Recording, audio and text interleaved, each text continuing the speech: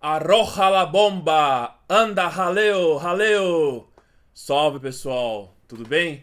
Davi Vega com vocês novamente. Bom, hoje eu quero falar com vocês sobre um dos temas que eu mais gosto na história mundial, né? Até pela proximidade que eu tenho com esse tema. Vocês já ouviram incansavelmente eu sempre mencionar a Guerra Civil Espanhola sempre que eu posso, dando exemplos e tudo mais. Mas hoje eu quero falar da participação de nossos irmãos brasileiros nesse conflito tão importante para o século XX, que antecedeu a Segunda Guerra Mundial, e muitos consideram que a Guerra Civil Espanhola foi um ensaio para a Segunda Guerra Mundial. Todas aquelas forças em conflito meio que fizeram um experimento na Espanha, né? Com a confusão, com o conflito na Espanha, e o mundo assistiu pelo menos um fragmento ou um exemplo daquilo que se avizinhava em toda a Europa e, em consequência, também para o mundo, né? Por que eu tenho uma proximidade grande com esse tema? Porque meu avô, ele lutou na Guerra Civil Espanhola. Esse aqui é meu avô, uma foto dele no Exército Espanhol de 1936, essa foto aqui, né? E ele se chamava Blas Vega, pai do meu pai, né? Meu pai emigrou para o Brasil nos anos 70 e meu avô era de uma família de agricultores ali de León, da província de León, de um pueblo chamado Huerga de Frailes, né? Inclusive tinha muita influência da Igreja Católica, né? Huerga de Frailes seria mais ou menos uma tradução Horta dos Frades. Então a autoridade maior do lugar eram os frades, né? Talvez isso é uma coisa que venha desde a Idade Média e tudo mais. E é um local que tinha muita influência romana, né? Ela foi uma legião romana, a sétima legião romana do Ocidente, a Gemina, na época dos quatro imperadores, né?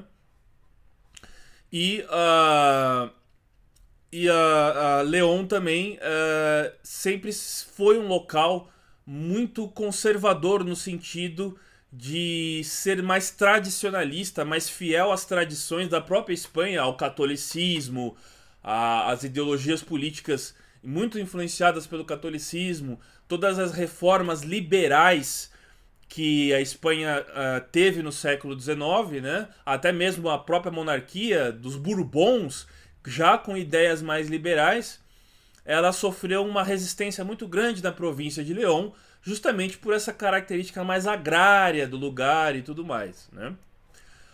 Então, esse local da Espanha produziu realmente os intelectuais, grandes intelectuais, inclusive, mas sempre mais intelectuais conservadores, mas intelectuais da chamada direita, vamos dizer assim.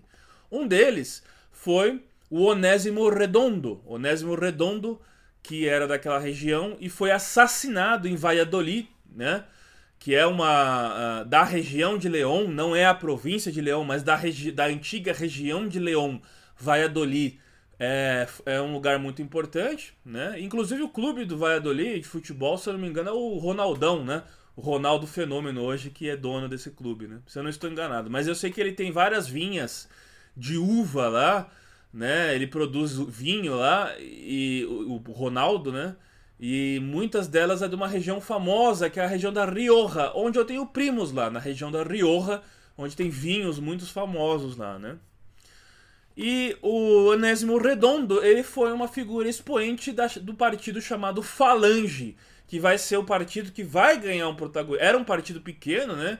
Mas vai ganhar uma importância muito grande quando ela se torna, basicamente, o partido oficial dos generais revoltosos contra as eleições de 1936, onde a Frente Popular dizem que ganhou as eleições, mas se questiona muito, pelo menos a parte da direita questiona, porque foram eleições onde não se divulgaram os resultados, né, dessas eleições. E aquela Espanha dividida desde o século XIX, né, com aquelas pinturas famosas do Goya, né, do Francisco de Goya, onde você tinha duas Espanhas representadas por dois garotos se degladiando, né?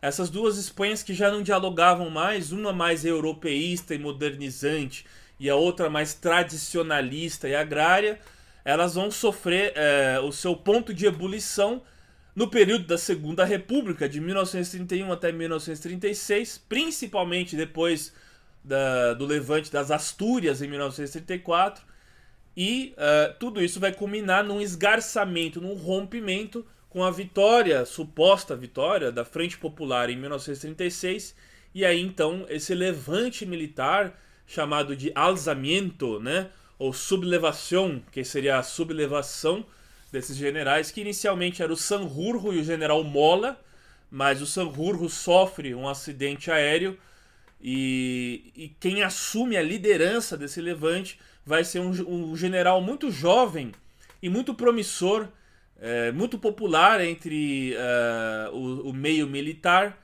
que vai ser um herói de guerra do norte da África, né, chamado Francisco Franco Bahamonde, o generalíssimo Franco, então assume a liderança dessa revolta e tudo mais. E nesse contexto todo, meu avô, que era um agricultor, ele era um campesino, né, um plantador de remolacha, de beterraba, porque eles fazem açúcar de beterraba lá. Tinha indústrias de usinas, né, melhor falando, usinas de açúcar lá, que eles transformavam a beterraba em açúcar. E a beterraba, ela era enorme. Quando eu estive lá, é uma beterraba muito diferente dessa beterraba que a gente conhece aqui no Brasil, que a gente come na salada. Era uma beterraba muito diferente da onde eles extraíam açúcar, né? Bom, e também León, como todo lugar, não é 100% sempre de um lado, produziu uma grande figura expoente da esquerda também, principalmente para essa época, que foi o Buenaventura Durruti, o grande líder anarquista Buenaventura Durruti, que vai ter a coluna Durruti durante a Guerra Civil Espanhola, morto na frente de Madrid, uma morte muito suspeita, também não se sabe se ele morreu pelo inimigo ou por um tiro disparado pelas costas, né? Porque nessa época já tinha uma diferença e uma rivalidade entre os comunistas e os anarquistas, né? Então, a morte dele muito misteriosa, mas claro, foi usada como propaganda antifascista essa morte dele, embora alguns suspeitem que os próprios comunistas ou próprios anarquistas dissidentes podem ter executado o Buenaventura Durruti. Então, em todo esse contexto, né, eu não vou falar, eu vou fazer um vídeo mais pra frente, mais maduro, um vídeo mais profundo sobre o conflito em si da Guerra Civil Espanhola. O que vale lembrar é que toda essa confusão, a Guerra Civil Espanhola, ela acendeu, ela incentivou, ela fez a chama do idealismo aflorar em vários jovens do mundo inteiro, né? Principalmente entre artistas, né, de todo o mundo, que foram para a Espanha lutar pelos seus ideais, pelo que eles acreditavam. Tanto do lado da esquerda, e majoritariamente do lado da esquerda os artistas se engajaram, mas também você teve idealistas do lado dos sublevados, dos franquistas, que nesse contexto todo tinham a ideia civilizatória de uma espécie de cruzada da pátria contra a antipátria e impedir que o comunismo soviético, e a União Soviética já estava no seu ponto de ascensão quase que máximo nos anos 30, né, com o stalinismo, impedir que a Espanha se tornasse um satélite da União Soviética. Então, nesse contexto todo, você tem grandes nomes como George Orwell, que tem um livro chamado Lutando na Espanha, eu tenho esse livro aqui também, que ele escreveu justamente, inclusive a perseguição dos stalinistas contra os trotskistas e tal. Você teve o Ernest Hemingway, que lutou também nas Brigadas Internacionais. As Brigadas Internacionais foi uma unidade de voluntários internacionais, né, pela causa republicana, que escreveu o famoso, né, Por Quem os Sinos Dobram, que virou até filme com a Ingrid Bergman, Gary Cooper, né, nos anos 40 e tal. E diversos escritores e autores, né? Simone Weil, né, lutou do lado dos republicanos e tal. E do lado dos nacionalistas, você teve o apoio majoritariamente da Alemanha nazista e da Itália fascista, né? Em menor grau de Portugal salazarista, porque eles viram não só a oportunidade de combater o comunismo, mas também de testar as suas armas num projeto audaz que o Hitler já tinha de conquista da própria Europa inteira, né? Bom, aqui é claro que eu não estou sendo 100% imparcial ou isento, eu tenho as minhas preferências, né? Talvez não agarrado a um lado específico desse conflito, mas eu faço uma leitura às vezes um pouco incomum daquela leitura que sempre mostra algumas, eu sei que não são todas, mas algumas milícias ou organizações da Frente Popular como democráticas, né? A gente sabe que os stalinistas eles não tinham um projeto democrático, né? Inclusive os anarquistas sofreram muito na mão dos stalinistas, né? E todas aquelas vertentes totalitárias que também compunham a Frente Popular. As grandes execuções não foi só a famosa de Badajoz dos nacionalistas ou fuzilamentos onde eles enchiam praticamente praças de touros e executavam os oponentes. Esse tipo de arbitrariedade aconteceu dos dois lados, né? E a Frente Republicana, principalmente na perseguição dos políticos nacionalistas, José Primo de Rivera, Ramiro de Maeztu, Ramiro Ledesma, quantos não foram assassinados, né, pelas balas dos comunistas, assim como também líderes religiosos, né, que eram basicamente perseguidos pelos comunistas, né?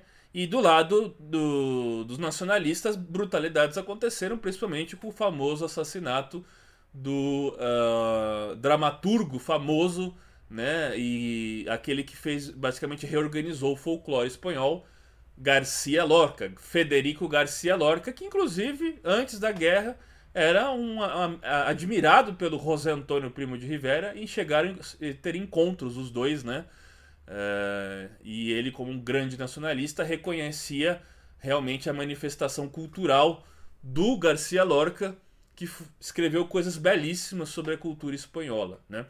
Bom, mas eu não quero entrar nesse mérito. Eu quero trazer essa questão para justamente a participação brasileira. E aí, esses líderes, essas figuras que eu vou falar, brasileiras que engajaram no conflito, eu também não quero fazer um juízo de valor da escolha ideológica dessas figuras e inclusive da participação dessas figuras na criação de alguns partidos que hoje nós tecemos críticas ferozmente e que foram uma grande decepção para todos nós, né? Principalmente, eu quero falar primeiro da primeira figura mais emblemática que participou da Guerra Civil Espanhola, que foi o Apolônio de Carvalho. Apolônio de Carvalho, brasileiro, ele pertenceu à antiga ANL. A ANL era a Ação Nacional Libertadora, né?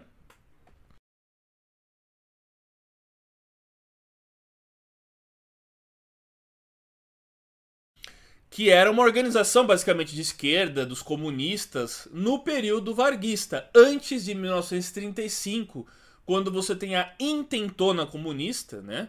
E a ANL, ela vai ser criada por alguns tenentes dissidentes, admiradores do Luiz Carlos Prestes, que eram aqueles tenentes que se assumiram comunistas, né?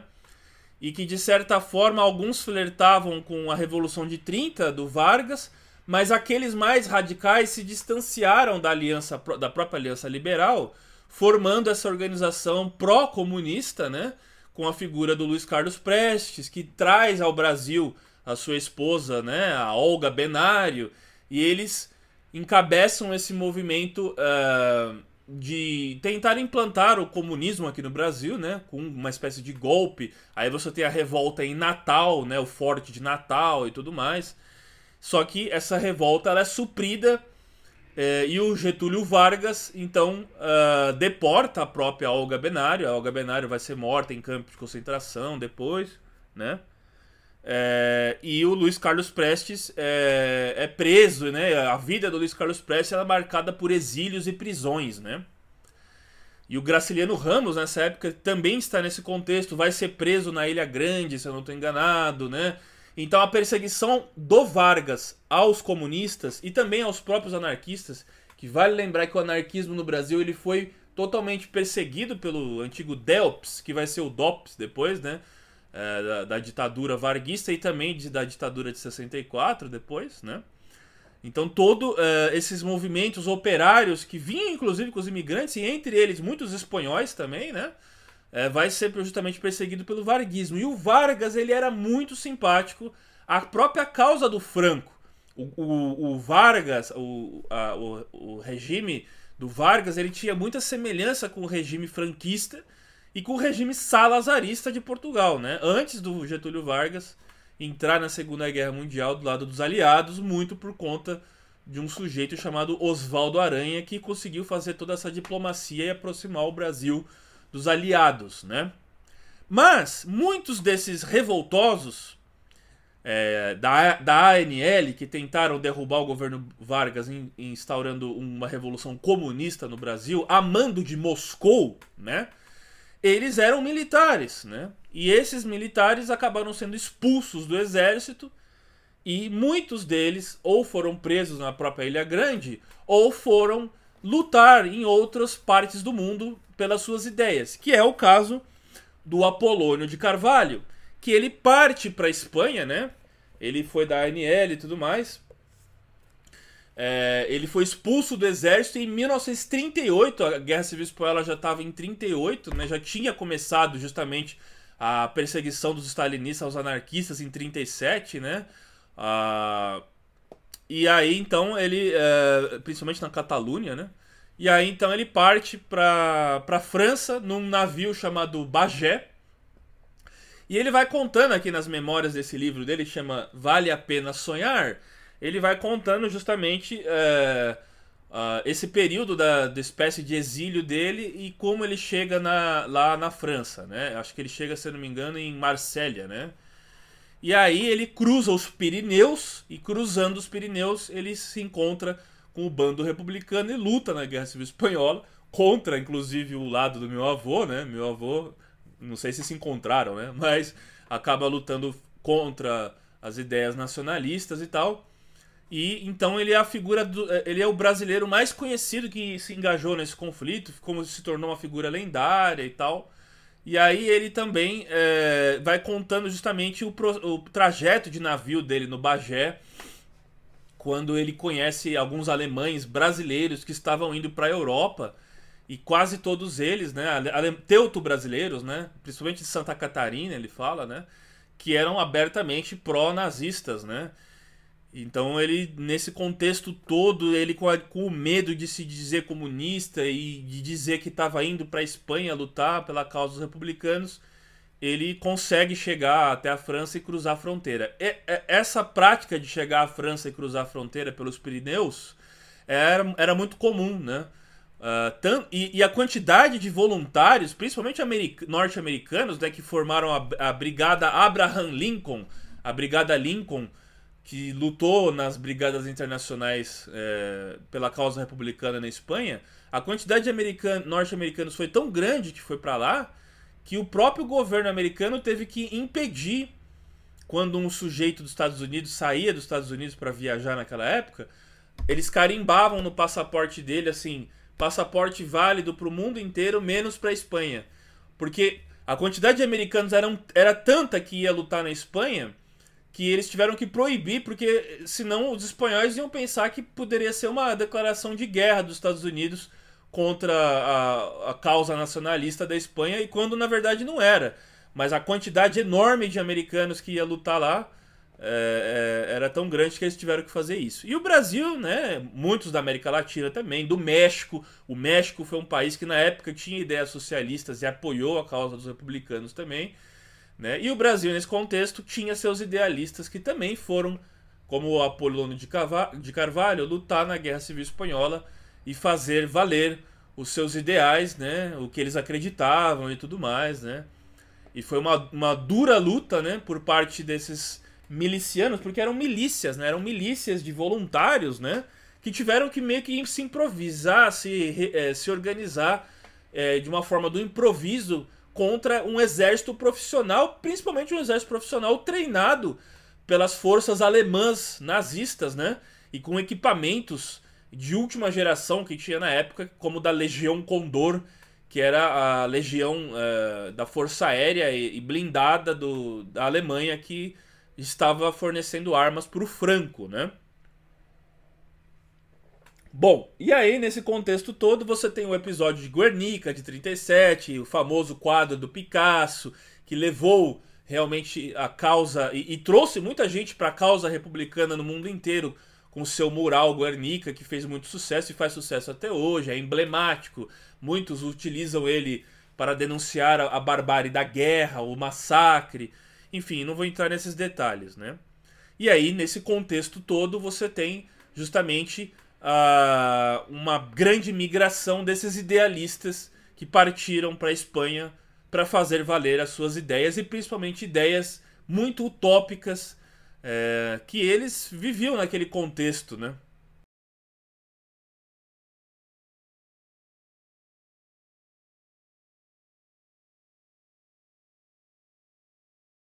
Bom, então tem um episódio, né, que ele conta quando ele tá na Resistência Francesa, que me marcou muito quando eu ouvi, e marcou muito ele também, que é quando justamente ele, ali num contexto de cumprindo uma missão contra o inimigo e tudo mais, ele executou a sangue frio, né?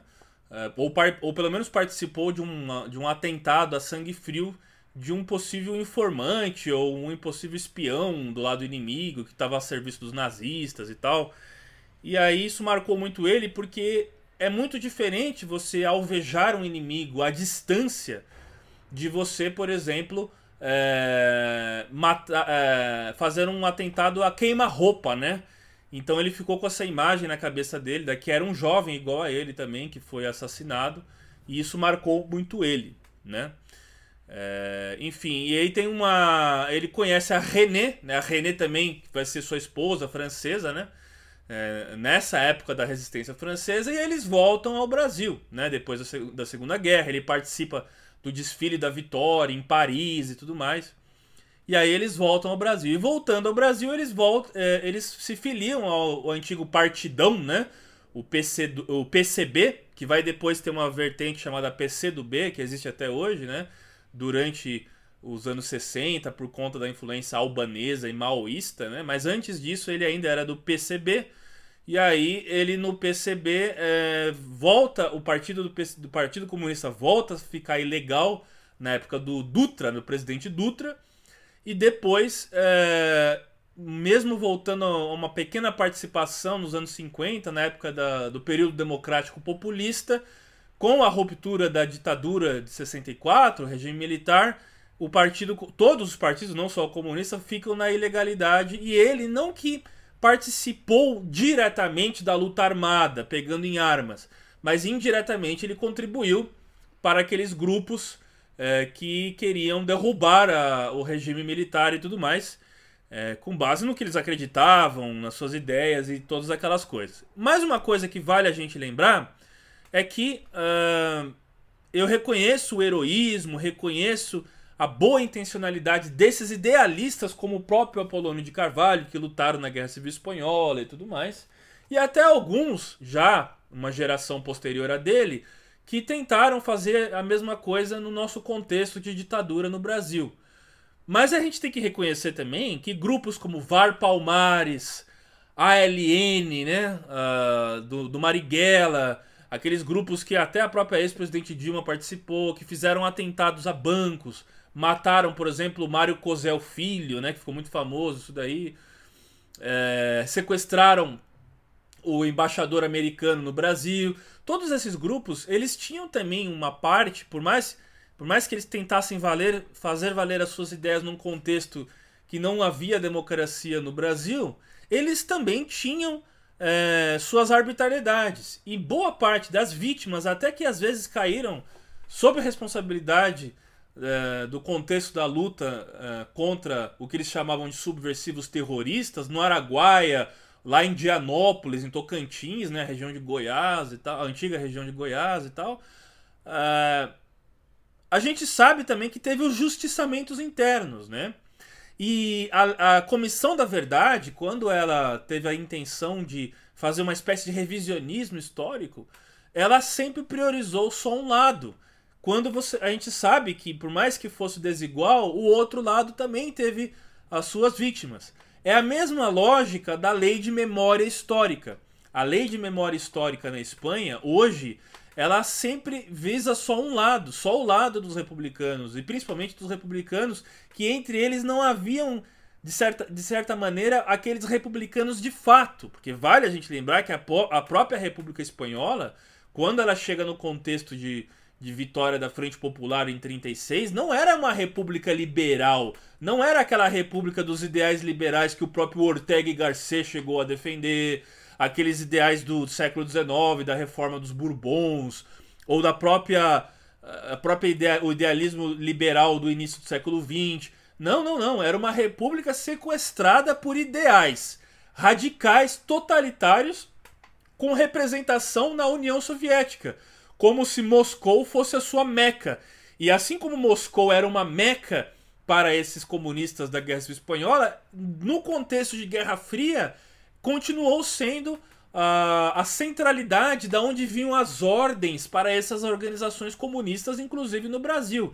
Então é difícil a gente também falar que um lado é detentor pleno da democracia, da luta por liberdade, quando a gente sabe que era um contexto diferente que o mundo atravessava, né, por conta da Guerra Fria, mas as arbitrariedades aconteceram de todos os lados. Eu considero que a democracia, tanto espanhola daquela época, quanto a brasileira do nosso período militar, ela foi golpeada à esquerda e também à direita.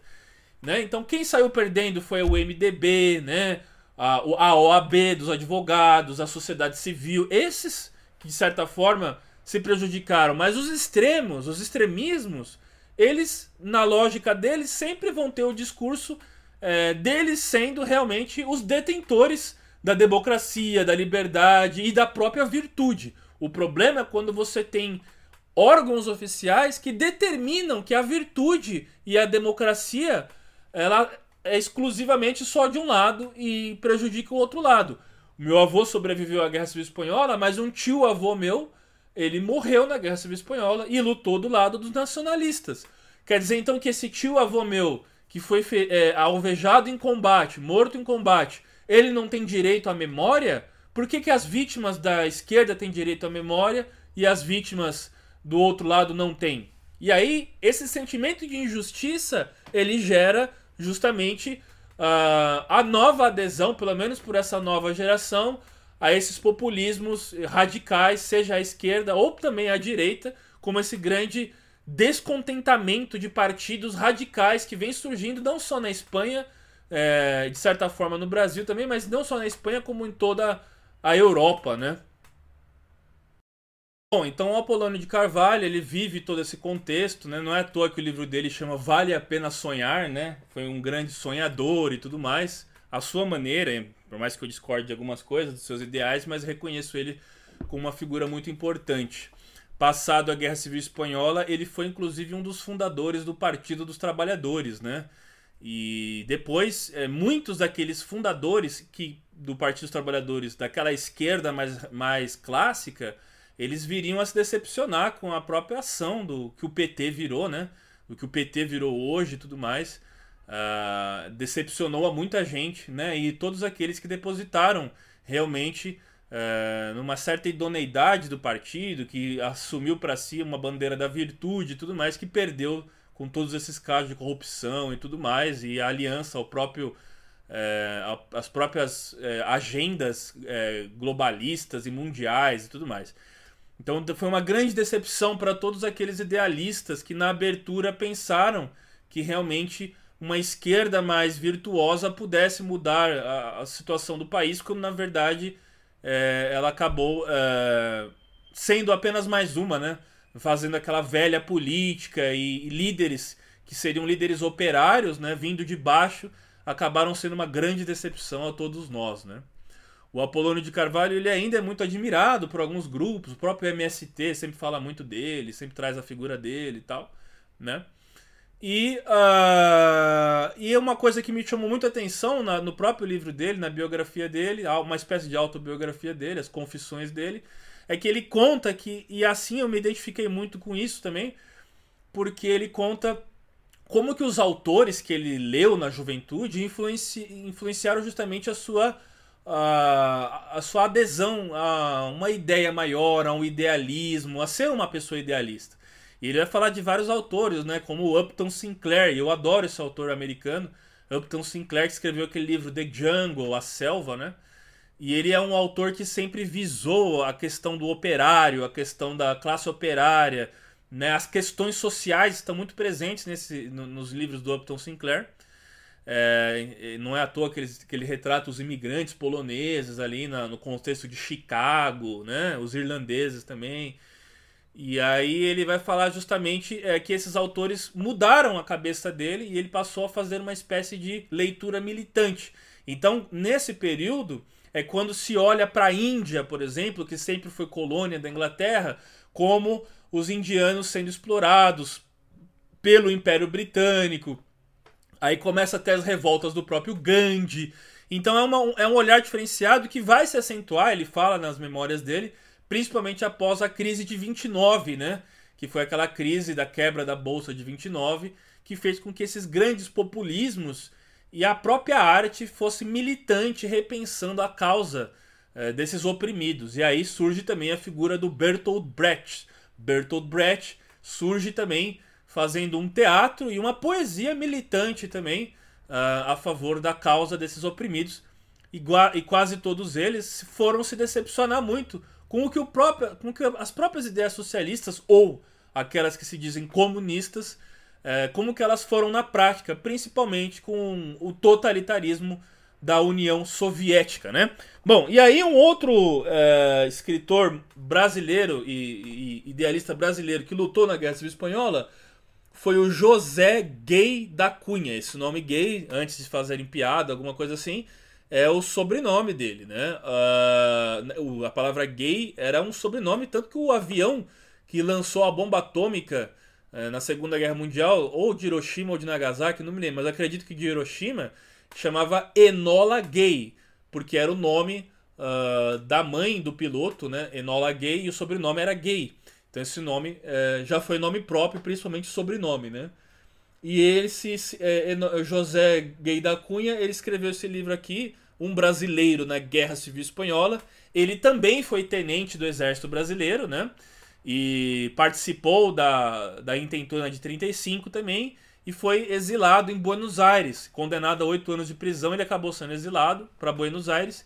E naquele contexto da Guerra Civil Espanhola, em Buenos Aires, quando ele estava na Argentina, ele foi voluntário, então, nas forças republicanas também, e ele lutou no mesmo fronte que meu avô lutou, o fronte de Saragoça, né? Não sei se ele participou da Batalha de Teruel, que foi uma das mais sangrentas que meu avô participou, mas ele viveu aquele contexto muito próximo da Batalha do Rio Ebro também, né? E ele lutou no fronte de Saragoça. Então será que meu avô e ele se encontraram nos bandos diferentes? A gente não sabe, né? E nesse livro tem uma coisa muito legal, que ele vai justamente mostrando, e ele faz uma documentação dos brasileiros que lutaram na Guerra Civil Espanhola. Um deles é o tenente Hermenegildo de Assis Brasil. Esse tenente que está nessa foto aqui, que ele caiu prisioneiro dos alemães, né, dos alemães nazistas, na França em 1940. Ele foi prisioneiro de campo de concentração nazista em 1940. Então o Brasil, por mais que não declarou guerra, era uma guerra civil na Espanha e depois na Segunda Guerra Mundial, muito antes dos pracinhas entrarem na guerra, você tinha brasileiros inseridos naquele contexto que sofreram muito naquele contexto de guerra e tudo aquilo que aconteceu, né? É muito curioso e é pouco falado, infelizmente, esse episódio da nossa história. Eu tenho um outro livro aqui, mas esse livro aqui é As Memórias de um Espanhol, não é um brasileiro, que é o Pedaços da Guerra Espanhola, do Dante Gallián. Ele conta as memórias do avô dele, que lutou na Guerra Civil Espanhola. Esse livro aqui foi, inclusive, patrocinado pela FAPESP e tudo, e ele é um pesquisador da USP também, e ele registrou as memórias do avô dele. E eu, humildemente, também registrei as memórias do meu avô num livro ilustrado, com ilustrações feitas por mim mesmo, que chama Blas Vega, Las Memórias de una Guerra Civil. Está em espanhol. Se vocês querem adquirir esse livro, eu vou deixar o link aqui embaixo na descrição desse vídeo. para aquisição desse livro. E também vou deixar o link do PDF desse livro, se vocês quiserem baixar, com as ilustrações coloridas do livro, né? E aqui então é o livro que eu escrevi, lancei em 2015 esse livro. Tem muita coisa romanceada nesse livro, tem tons romanceados nesse livro, né? Enfim, e aí eu conto a história do meu avô. No livro do José Gay da Cunha, quer dizer, o José Gay da Cunha, ele tem um depoimento dele muito interessante sobre a Revolução de 32. Vocês encontram no YouTube. Vocês procurar pelo nome dele, vocês encontram no YouTube um depoimento dele que viveu também o episódio da Revolução de 32 aqui em São Paulo. E ele conta justamente a visão dele e ele dá um relato daquele período conturbado, que é conhecido como período entre guerras, né? Que o Brasil, de certa forma, que é o período entre guerras, entre a Primeira Guerra e a Segunda Guerra, né? Que o Brasil, de certa forma, também foi uma espécie de protagonista, né? E nós tivemos os nossos eventos aqui em solo brasileiro também, né? Mas a participação de brasileiros e também de outros voluntários internacionais não foi exclusivamente só da esquerda, né? E você tinha, por exemplo, muitas pessoas que caíram, dos quais seus países caíram em regimes comunistas ou se tornaram satélites da União Soviética, que viram a oportunidade de combater o comunismo na Espanha, né? Uma espécie de vingança também. Então você tinha muitos russos brancos que partiram para a Espanha também. A Guarda de Ferro romena, que era do famoso Cornelius Cordreanu, né? Foi também muitos membros da Guarda de Ferro romena foram lutar na Espanha também. E Portugal, salazarista, tinha uma legião chamada Legião Viriato, que participou da guerra também. Inclusive foi do Salazar a frase: a internacionalização de uma guerra civil num território nacional, né? Então, essa frase foi muito famosa, da internacionalização da guerra civil, foi o próprio Salazar que falou. E o Brasil também, dizem, né, não há provas muito concretas, mas se sabe que alguns, até porque isso era feito debaixo do pano, integralistas da Ação Integralista Brasileira, fundada por Plínio Salgado a 7 de outubro de 1932, né?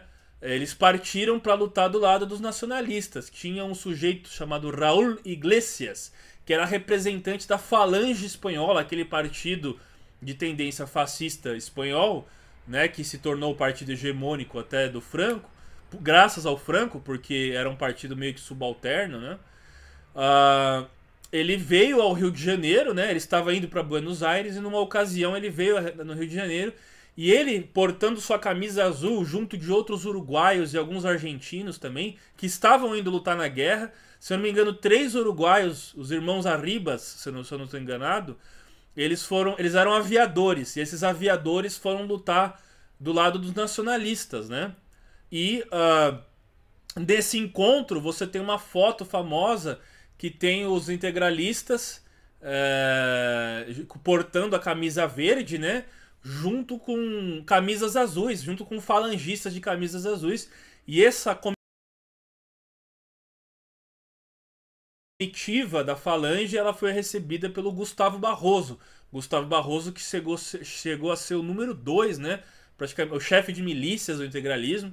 Grande escritor também, muito polêmico por declarações antissemitas e tal. Mas, sem dúvida, um grande escritor, foi membro da Academia Brasileira de Letras e tal. E ele recebeu essa comitiva da Falange. E então, nesse evento, muito possivelmente, alguns brasileiros, e principalmente brasileiros descendentes de espanhóis, que simpatizavam com a causa franquista, né, que simpatizavam com o ideal anticomunista, foram lutar também do lado dos nacionalistas nesse conflito que, assim como Salazar disse, foi a internacionalização de uma guerra num território nacional. Certo, gente? Então aqui eu vou mostrar os 2 livros, bases que eu usei para esse comentário. O livro do Apolônio de Carvalho, Vale a Pena Sonhar. O livro do José Gay da Cunha, Um Brasileiro na Guerra Civil Espanhola, né?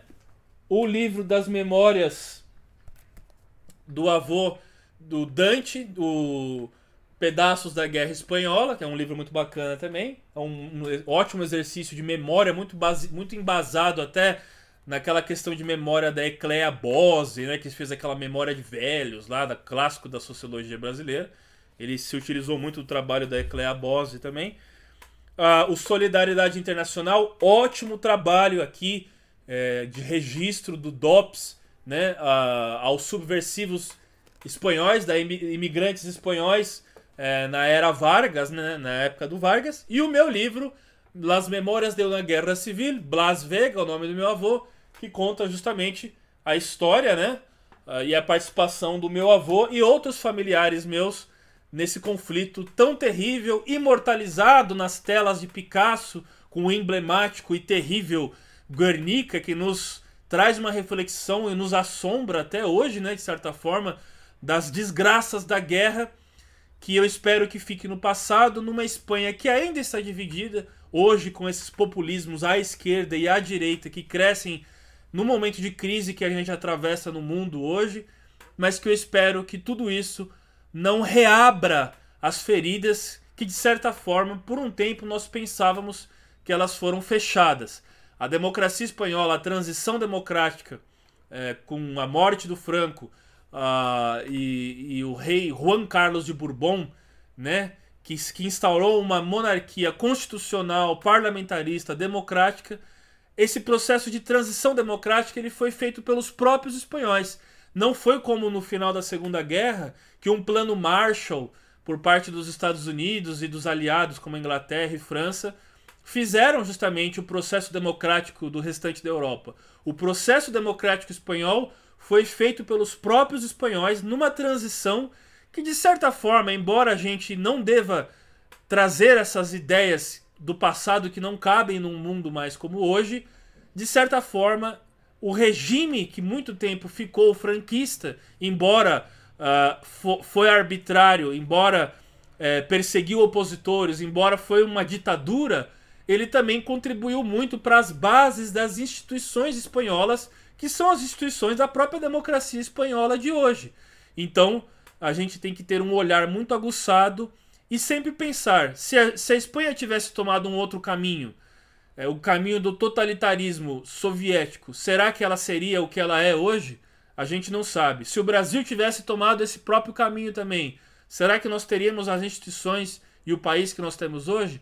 É uma coisa que vale a gente lembrar e sempre perguntar. Mas os idealismos e a vontade, ela está presente em todos os lados, bem como o heroísmo de figuras ilustres que sempre pensaram não só sobre a sua própria situação, como sempre ousaram pensar sobre o mundo.